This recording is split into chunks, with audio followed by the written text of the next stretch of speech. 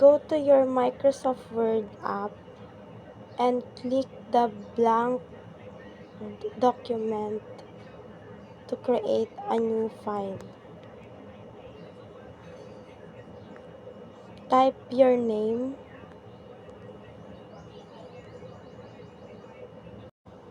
To select text, you can use your cursor.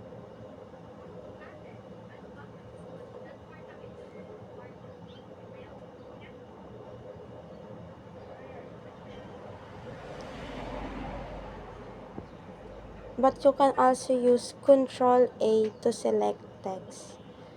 Next, go to the ribbon tab or home tab and click the bold button.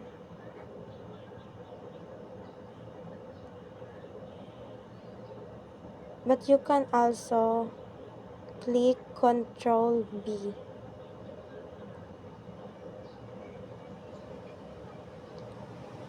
To underline the text, click the underline button. But you can also use Ctrl U to underline text.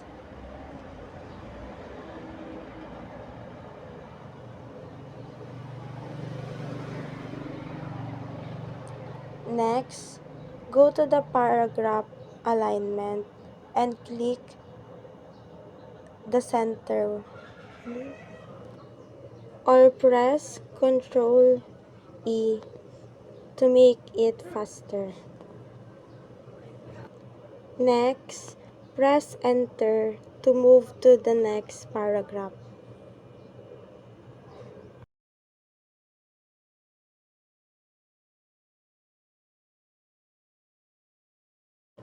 So, for the next step, I will duplicate this sentence into 3 and put some different font size, and alignment.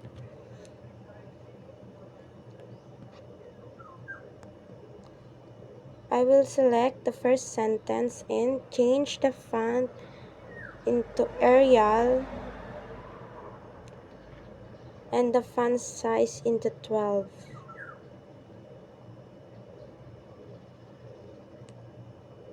And align it to alignment left.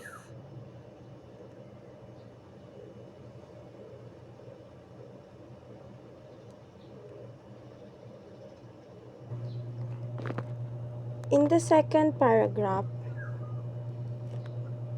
I will change the font to Font Calibre, size 14, and alignment justified. In the third paragraph, I'll change the font to Georgia, size 13, and center alignment.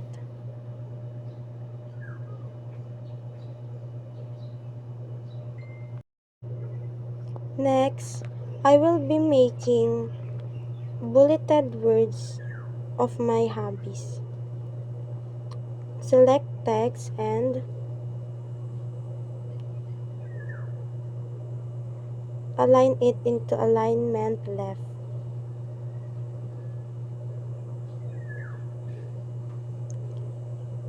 And click the bullet button. And you can select different designs you can use.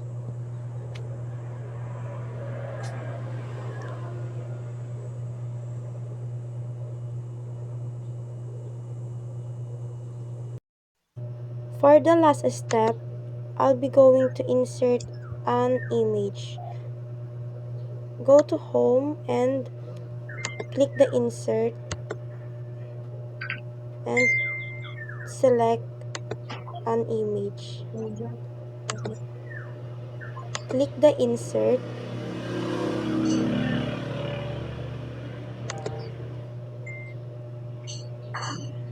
and align the image.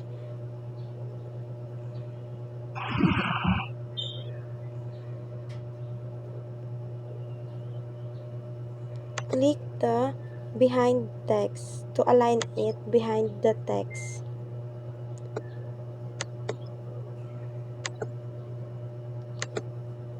And click the image and you can put it wherever you want.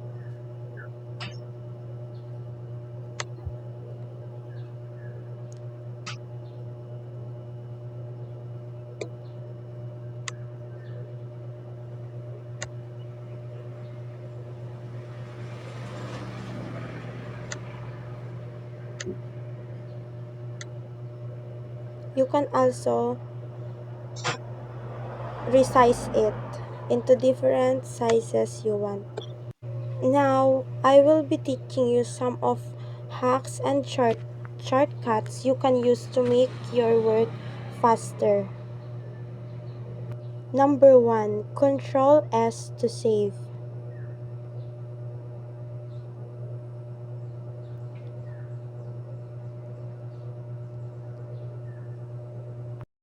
Number 2. Control C to copy.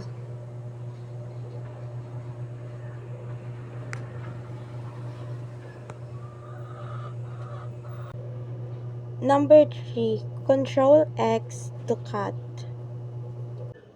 This removes selected text or object. So number 4. Control V.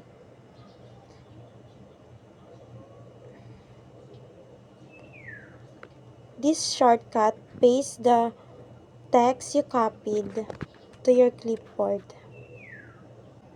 Number 5. Control Z. This represents your last actions you did instantly.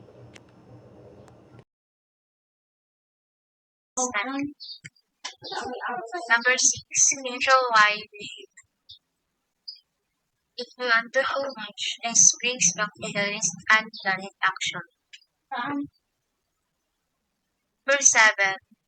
Control V.